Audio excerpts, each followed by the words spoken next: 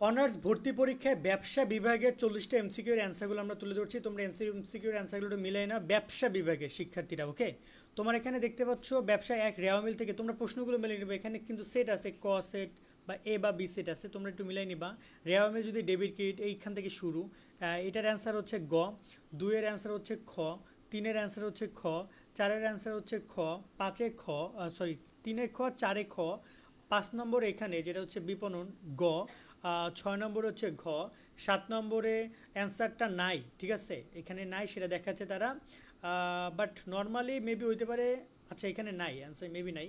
তারপর হচ্ছে 8 নম্বরে হচ্ছে তোমার এখানে ঘ, 9 নম্বরে অ্যান্সার হচ্ছে গ, 10 নম্বরে অ্যান্সার খ, 11 নম্বরে গ, 12 নম্বরে ক, 13তে ক, 14তে খ, 15তে অ্যান্সারটা এখানে নাই, 16তে হচ্ছে গ, 17 নম্বরে গ, 18 নম্বরে গ, 19 নম্বরে খ, 20-এ হচ্ছে ক, 21-এ ঘ, 22-এ খ, 23-এ ক, 24-এ খ, 25-এ ক, 26-এ খ, 27-এ খ, 28-এ গ, 29-এ গ, 30-এ গ, 31-এ খ, 32-এ ক, 33-এ ঘ, 34-এ গ, 35-এ গ, 36-এ ক, 37-এও ক।